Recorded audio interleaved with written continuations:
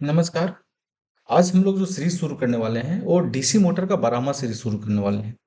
इस सीरीज में हम लोग देखेंगे स्टार्टर की आवश्यकता डीसी मोटर में क्यों होता है। बेसिकली स्टार्टर का उपयोग देखने वाले हैं कि डीसी मोटर में क्यों किया जाता है, मतलब स्टार्टर अगर उपयोग किया जाता है तो इसका रीजन क्या है और इससे लाभ क्या है। क्या स्टार्टर के उपयोग बिना डीसी मोटर को स्टार्ट करना चाहिए या नहीं करना चाहिए, ये सभी सवाल को हम लोग इसमें देखेंगे। ठीक है, तो चलिए आज शुरू करते हैं डीसी मोटर का 12वां सीरीज। आज का सीरीज का जो शुरुआत करने वाले हैं वो हम करेंगे आज का प्रश्न से। ठीक है, आज का प्रश्न है टू पॉइंट स्टार्टर का उपयोग किस प्रकार के मोटर के लिए किया जाता है। ठीक है, ये आज का प्रश्न है जो कि आपको जवाब देना है। अगर जवाब आता है तो कमेंट बॉक्स में दीजिए, अगर नहीं आता है तो आप इस वीडियो के अंत में हम इसका जवाब बताने वाले हैं। कृपया वीडियो के अंत तक आप बने रहें। तो चलिए शुरुआत करते हैं आज का सीरीज। आज का सीरीज जो हम शुरुआत करेंगे वो बैक ईएमएफ के फॉर्मूला से शुरुआत करेंगे। क्या करेंगे? बैक ईएमएफ का फॉर्मूला से शुरुआत करेंगे। ठीक है, बैक ईएमएफ का फॉर्मूला अगर आप पिछला सीरीज आप देखे होंगे तो उसमें बैक ईएमएफ का जो फॉर्मूला होता है वो होता है फाई जेड एन पी बटा होता है 60 ए होता है।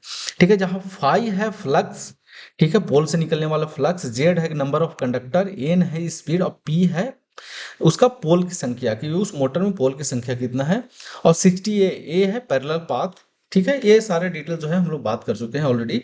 अब इसमें हम देखेंगे कि बेसिकली जो ईबी है ना, ईबी जो है वो डायरेक्टली निर्भर है किस पे? स्पीड पे। किसके? मोटर के स्पीड पे। अगर स्पीड, मोटर का स्पीड अगर जीरो है, ठीक है, तो ईबी क्या होगा? ईबी बराबर हो जाएगा जीरो। एक्चुअली आज पेन थोड़ा बहुत अच्छा नहीं चल रहा है, ठीक है, तो आप थोड़ा सा, मतलब मैं क्लियर लिख नहीं पा रहा हूँ तो थोड़ा सा मेरी आवाज पे आप थोड़ा सा ध्यान दीजिएगा। ठीक है, ईबी बराबर होता है फाइव जेड एन पी बटा 60 जो कि ईबी डायरेक्टली प्रोपोर्शनल है स्पीड के। एन क्या है? स्पीड। स्पीड अगर जीरो है, किसी भी मोटर का स्पीड अगर जीरो है, ईबी जो होगा ना, मतलब बैक ईएमएफ जो होगा वो जीरो होगा। ठीक है, अब हम बैक ईएमएफ का चर्चा क्यों कर रहे हैं थोड़ा सा इसमें समझ लेते हैं। ठीक है, इसको थोड़ा सा हम एक ड्राइंग बनाते हैं, मतलब डायग्राम बनाते हैं डीसी मोटर का, उससे समझना ज्यादा आसान होगा। ठीक है,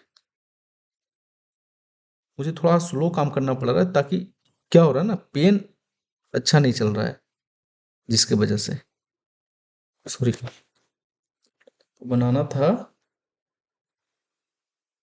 शंट मोटर। शंट मोटर का डायग्राम हम बना रहे हैं।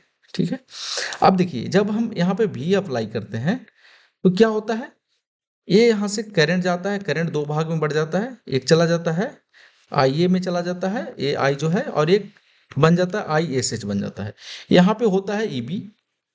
ईबी का डायरेक्शन जो होता है ये भी का अपोजिट होता है। ठीक है, इतना आप समझ लेते हैं। अगर हम यहाँ पे भी बराबर लिखेंगे, भी बराबर फॉर्मूला लिखें तो लिखेंगे E B plus I A R A. ठीक है, ईबी बराबर, अगर वी बराबर फॉर्मूला लिखाएगा तो ईबी का मान हो E B plus I A R A होगा। ठीक है, अगर मान लीजिए, अगर हम इसका इसका कंडीशन मान लेते हैं कि मान लीजिए ये मोटर जो है,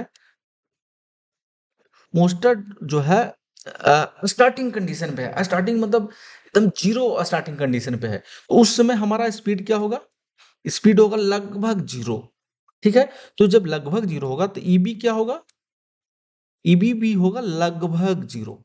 ठीक है, तो यहाँ पे फर्स्ट कंडीशन में हम ले रहे हैं कि ईबी मेरा क्या है? लगभग जीरो है। ठीक है, अब हम यहाँ पे ईबी को कर दे रहे हैं जीरो। अब हम यहाँ निकाल रहे हैं आई ए। ये जो आई ए है ना, ये जो कलर आपको चेंज दिखेगा, इसको, इसका मान हम निकाल रहे हैं, आई ए का मान निकाल रहे हैं। तो आई ए का मान कैसे निकलेगा? आई ए का मान निकलेगा भी बटा आर ए।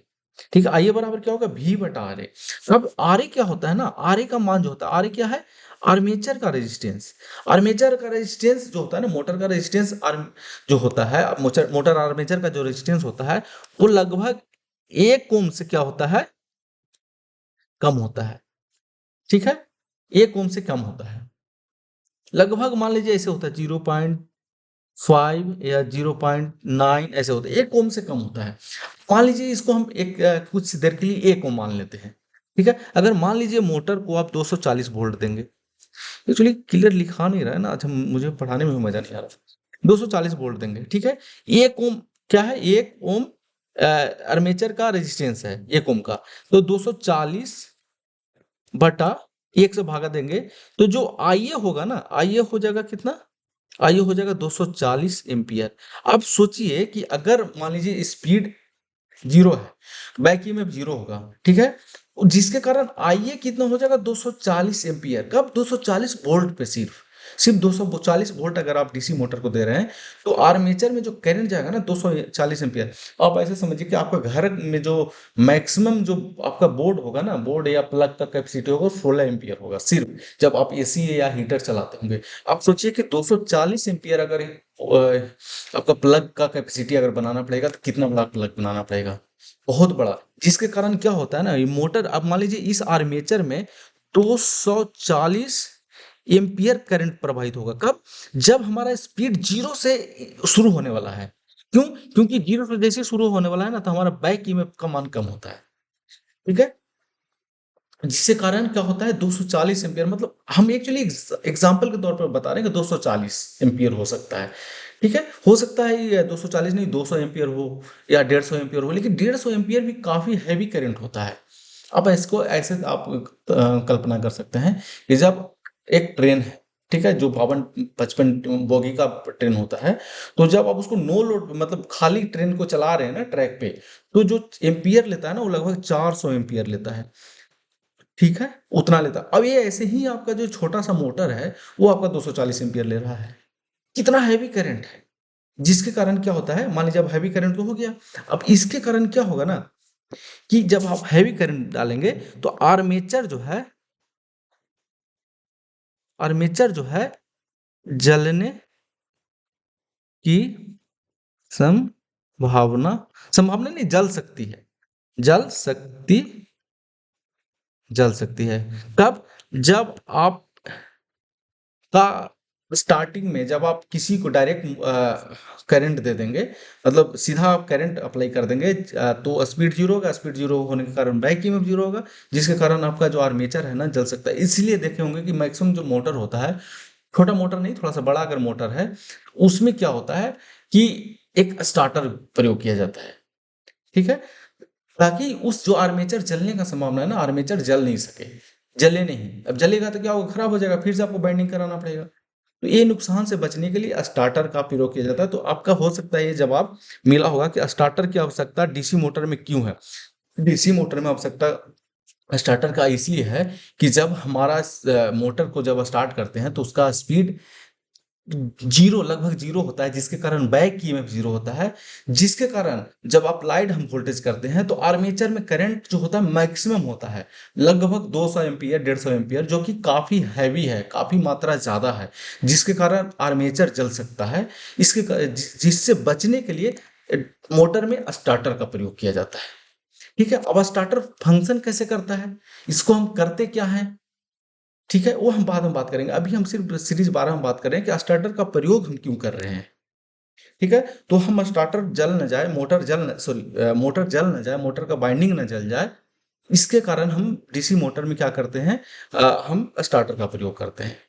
इसका मेन रीजन ये है, ठीक है। अब हम इसको थोड़ा सा भाषा में देख लेते हैं, और क्या क्या लाभ है इस ये भी हम देख लेंगे थोड़ा सा भाषा में, थोड़ा भाषा में आपको समझाने की कोशिश कर रहे हैं। समझिएगा, जो हम बोले हैं सेम लिखा हुआ है, लेकिन ये भाषा में है। जब आपको कहीं लिखने की जरूरत पड़ेगा ना, तो इसका जरूरत पड़ेगा, तो आप इसको भी नोट कर सकते हैं, ठीक है। डीसी मोटर में स्टार्टर की आवश्यकता होती है,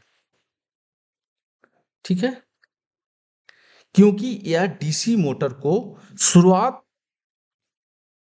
शुरुआत करने, ठीक है, थोड़ा सा यहाँ वो हो गया, चलने के लिए आवश्यक है, ठीक है। जब डीसी मोटर शुरू होती है, जब डीसी मोटर जब स्टार्ट होती है, तो बैक ईएमएफ कम होता है, बैक ईएमएफ कम होता है, कम होता है, सॉरी, बैक ईएमएफ कम होने के कारण इसमें बहुत अधिक धारा लेती है। क्या करती है, बहुत अधिक धारा लेती है। क्यों, क्योंकि बैक ईएमएफ कम है। बैक ईएमएफ कम है क्यों है, क्योंकि स्पीड कम है। स्पीड बैक ईएमएफ डिपेंड करता है किस पे, मोटर के स्पीड पे, ठीक है। यहाँ तक कोई कंफ्यूजन नहीं होगा आपको, सारा चीज बता चुके हैं। जिससे शुरुआती धारा कहा जाता है। जो शुरुआत में जो करंट ले रहा है ना, उसको क्या कर रहा है, शुरुआती स्टार्टिंग करंट बोला जाता है, जिससे आर्मेचर बाइंडिंग जल सकती है। किससे? शुरुआती का जो धारा है, जो कि अधिक ले रहा है, बहुत अधिक धारा होती है, देखिए, जिससे स्टार्ट जो बाइंडिंग है ना, आर्मेचर का जो बाइंडिंग है वो जल सकती है। शुरुआती धारा को कम करने के लिए स्टार्टर का प्रयोग किया जाता है। स्टार्टर का प्रयोग क्यों किया जाता है? शुरुआती धारा जो स्टार्टिंग करंट है, स्टार्टिंग करंट है, उसको कम करने के लिए क्या किया जाता है? स्टार्टर का प्रयोग किया जाता है। और इसका हम देख लेते हैं कार्य क्या है स्टार्टर का, वो भी देख लेते हैं। आगे हम जब 2 पॉइंट और 3 पॉइंट और 4 पॉइंट जब स्टार्टर की हम बात करेंगे ना, तो उसमें ये डिटेल में लाभ दिखने को देखने को मिलेगा। अभी हम स्टार्टर प्रयोग क्यों कर रहे हैं उसका सिर्फ समझ रहे हैं, ठीक है। ओवरलोड सुरक्षा क्या होता है? स्टार्टर में क्या होता है? ओवरलोड सुरक्षा। ओवरलोड करने का मतलब, मान लीजिए कि मोटर आप 5 एचपी का मोटर लगाए हुए हैं। अब 5 एचपी का मोटर लगाए हैं, हो सकता है उस पे गलती से 7 एचपी का लोड पड़ गया हो, तो क्या होगा? उसमें भी मोटर खराब हो सकता है, जल सकता है। तो इसमें ओवरलोड एक सुरक्षा जो होता है, सेफ्टी डिवाइस होता है, वो भी लगा हुआ होता है स्टार्टर में, जो कि ओवरलोड से मोटर को सुरक्षा देता है, ताकि आपका मोटर खराब ना हो, ठीक है। तो देखिए, इसको भी पढ़ते हैं आगे। स्टार्टर मोटर को शुरू करने के लिए आवश्यक धारा को आर्मेचर के श्रेणी क्रम में प्रतिरोध जोड़कर सीमित करता है या कम करता है। स्टार्टर जो है, मोटर को शुरू जो करते हैं ना, स्टार्ट करते हैं, तो उस समय जो आवश्यक धारा है, जो करंट है, उसको उसको क्या करता है? आर्मेचर के श्रेणी क्रम में प्रतिरोध जोड़ करके क्या करता है? जब हम ये डिटेल पढ़ेंगे ना, तो आर्मेचर के श्रेणी क्रम में प्रतिरोध जोड़ करके क्या करता है? उस करंट को, जो आर्मेचर करंट जो शुरुआती धारा ले रहा है, उसको कम करता है या सीमित करता है, जिससे मोटर और अन्य उपकरणों को नुकसान से बचाया जा सकता है। जिससे क्या होता है? मोटर है या कुछ उसके साथ में बहुत सारे उपकरण है जुड़ा हुआ है, उसको भी बचाया जा सकता है, जैसे केबल है या कुछ ऐसा स्विच है, उसको बचाया जा सके, ठीक है। सेकंड पॉइंट है, शुरुआती धारा को नियंत्रित करता है। फिर वही सेम है लगभग।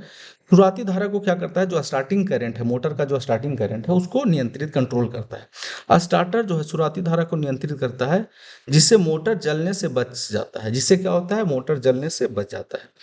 एक मोटर की सुरक्षा, इससे क्या होता है? मोटर का सुरक्षा होता है। स्टार्टर मोटर को ओवरलोड किस किस से बचाता है? देखिए, ओवरलोड से बचाता है, शॉर्ट सर्किट से भी बचाता है, एवं अन्य दोषों से भी बचाता है, बचाने की मदद करता है, ठीक है। कि किसी से, ओवरलोड से, शॉर्ट सर्किट से, एवं कई प्रकार का जो दोष होता है ना, उससे भी बचाने में मदद करता है क्या? स्टार्टर। तो अब स्टार्टर जो है मोटर के लिए बहुत ही उपयोगी होगा।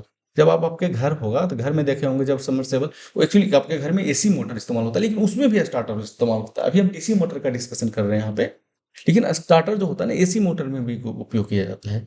देखिएगा, जब स्टार्टर सभी मोटर में लगा रहता है, क्योंकि उसका बहुत लाभ है, समझे ना, बहुत काफी लाभ है। क्या है? ओवरलोड से भी बचाता है, शॉर्ट सर्किट से भी बचाता है, कई अन्य दोष जो है उससे भी बचाता है, ठीक है।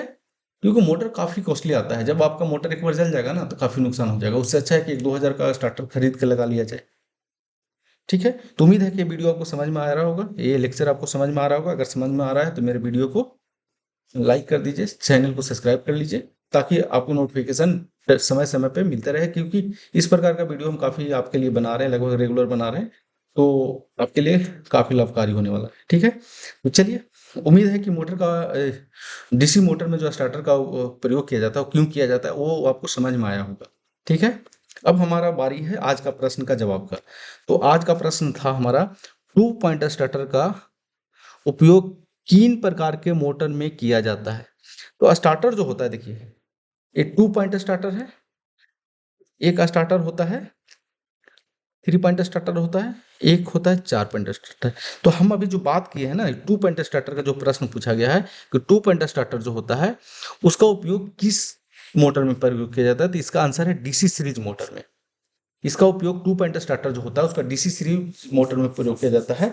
बाकी हम 3 और 4 जब हम मोटर और डिटेल में पढ़ेंगे, या 2 पॉइंट और डिटेल में पढ़ेंगे, तो उसको भी हम समझेंगे कि 3 पॉइंट जो है स्टार्टर किस में प्रयोग किया जाता है, 4 पॉइंट स्टार्टर है वो किस मोटर में प्रयोग किया जाता है। तो आप अगला सीरीज भी मिस न करिएगा। नेक्स्ट सीरीज में हम बात करते हैं, जो 13 नंबर सीरीज बने होगा, उसमें हम बात करेंगे 2 पॉइंट स्टार्टर के बारे में। तो चलिए, आज वीडियो को हम यहीं पे क्लोज करते हैं, मिलते हैं नेक्स्ट वीडियो में। Thank you.